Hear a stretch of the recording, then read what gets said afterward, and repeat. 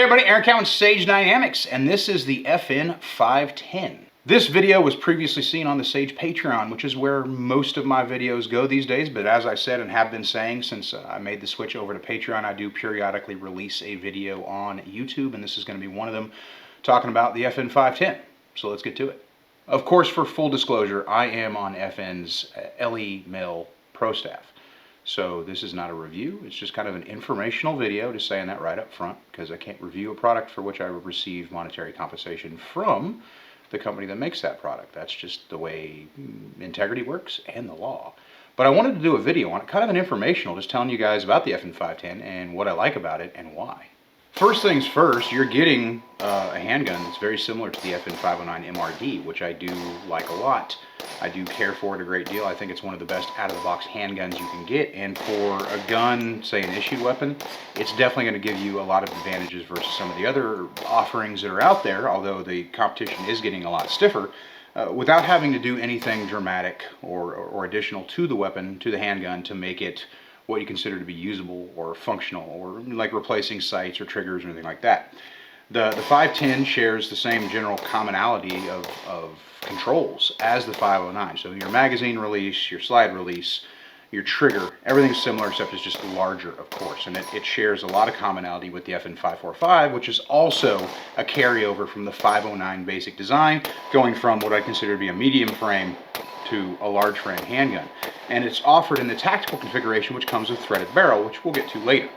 Offered in tactical black or flat dark earth, it comes with a pretty impressive capacity right out of the box. You got a 15 round magazine, or 15+1 if you want, which is your standard flush OEM capacity right there. Or if you really want to up your game, you can go ahead and throw a 22 rounder of 10mm in the gun and be ready to go. And if you want to shoot a large caliber and you want to take a long time between reloading, the 22 round magazine is pretty sweet. On top of that, you have the MRD system, which is their proprietary, their OEM, if you will, optic mounting system, which gives you, in the case, the option to mount most of your popular footprints or purchase an additional plate for a very reasonable cost to mount, say, an acro footprint or something like that. Right out of the box, you got everything you need. I went with a CNH plate on this to mount a 509T, which is one of my preferred optics, enclosed optics specifically when it comes to handguns. And I've used 10mm in the past, and generally I found them to be pretty clunky, especially like the Glock. Don't get me wrong, the Glock makes a great 10mm gun, but it kind of feels kind of similar to their big 45s, their double stack 45s. It feels like somebody just put kind of a pistol grip on a dictionary. It's just a blocky, large, ungainly, awkward, and sometimes cumbersome firearm. The ergonomics are as good as they possibly could have made them for the time, going all the way back to the old the single stack 10mm like Smith & Wesson's offerings. I believe that was the 5000 series. They just felt bulky, and don't get me wrong, 10mm is a great caliber, but it just didn't have the appeal for me at the time. And when FN announced that they were going to be doing a 10mm in the 509 family, or the 500 family, if you will, I was apprehensive, because it's like, well, how are they going to make it work and make it usable?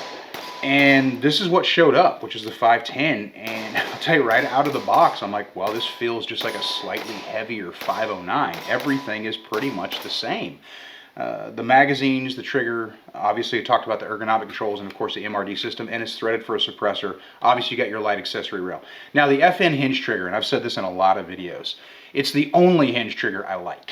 That being said, it is a love or hate relationship with this particular trigger, and I really wish they'd put the LE trigger, the flat face or the edge trigger, into this gun. I think that would have appealed to a lot more people, because one of the common complaints you hear about the 509 family trigger, 510, 545, that whole relationship, is it's got a lot of grain to it, it's got a lot of unnecessary friction. And I would be willing to agree with that, but I think like doing a couple dry fires in a gun store when you're coming from your custom Glock or your custom CZ or your custom Smith & Wesson and coming in and doing some dry fires on a factory gun, the trigger is going to feel different anyway. If you bought the gun and put more than 10 rounds through it, you'd find that trigger breaks in very easily, very nicely. That being said, I do understand the complaints. I'm not a hinge trigger fan either, and this is really the only exception. Shooting this gun is pleasant. It is sprung well. Early in the 509, before the 509 MRD, there was just the 509, which was the iron sights version. If you wanted an optic on it, you would have to mill it. And it was oversprung, and it was kind of oversprung that way because it was submitted for the contract to replace the Beretta with the military, and they sprung it for 115 NATO. And then they kind of kept that spring weight going forward when they released it to the open market, and eventually they did change it. I think the 510, they got it right. You know, you're shooting a 10 millimeter versus a 9 millimeter, so you're definitely dealing with a higher pressure round, but I think it's sprung just right. I won't say a lot, some 10 millimeters are sprung where they have a lot of negative muzzle behavior. So the gun rises, and then you've got oversprung, and the gun will dip before it comes back to point of aim. And that's an annoying behavior in a firearm, something I don't feel like I should have to play with spring weights a lot to get it to stop doing that. And I was definitely worried about it with the 10 millimeter because people tend to overspring 10 millimeters in my experience, and that definitely isn't the case. Because the gun is just balanced well, you can run it, I don't want to say like a 9 millimeter because that's certainly not the case. You're definitely dealing with a more pressure behavior in your reciprocation, your recoil energy. But you can run it damn close to how you'd run a 9 mil. If you've already got a really good foundation in your technique, a good grip technique, the 10 millimeter is just going to help you make it better. And that's kind of one of the things I like about it. It is a more expensive round to fire, of course, but using it in my own personal practice, if I'm focusing on just grip and recoil management, I'm going to put a couple of mags through that 10 mil and then go back to my 9 mil. It's kind of like a Major League Baseball player when he's getting ready to go to bat. He's running them weights on the bat, and right before he steps up, he takes the weights off.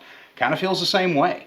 I feel like after shooting 10 mil for my recoil management practice, my grip practice, my cadence practice, going back to that 9 mil, it's like a special treat, and I really appreciate it.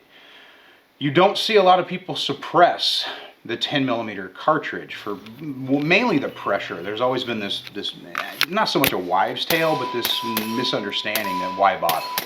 Well, a lot of rounds that are supersonic are suppressed, so why bother? A 10 millimeter is no different. And you can suppress it. I ran a rugged Obsidian, the 45 cal can on it, and suppressed just fine, performed excellent.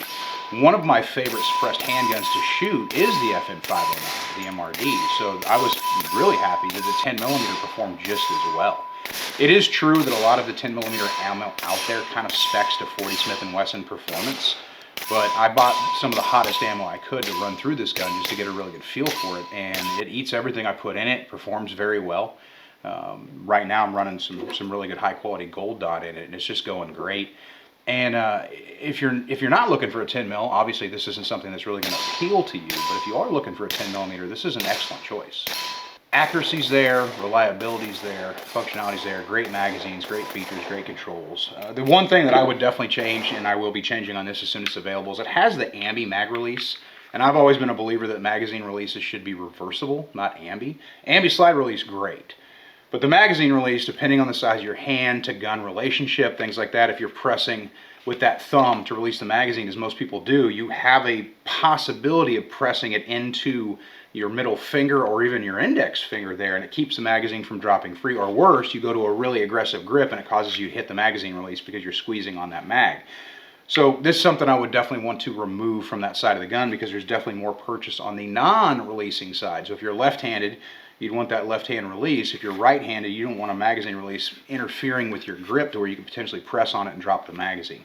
So that's something nitpicky that I have to talk about with just the 509 family in general, is they do default to that ambi release, and I just really don't like it.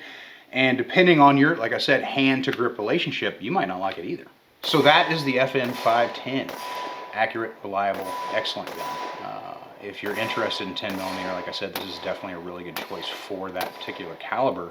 And I'm really glad that 10 millimeter is making a resurgence. You're starting to see people kind of go back and take a look at it, which I get. Everything's a race towards zero. So once everybody's kind of found their competition in the 9 millimeter caliber, they're doing 10 mil now. You'll see a resurgence in 45, and eventually we'll get back to 40 cal. And hopefully FN keeps putting out guns like this that can kind of compete with those different changes or different trends and calibers.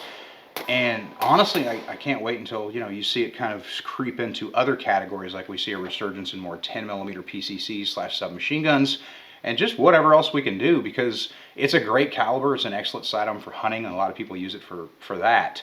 But also, it seems to be, with modern ergonomics and modern attention to detail and design and striker fired versus double action, single action, all those things, we're getting more manageable, more guns that are easier to control for the average shooter.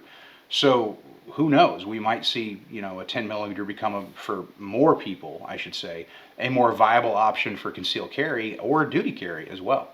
Till next time, Patreons, Aaron Cowan's Sage Dynamics. Train accordingly.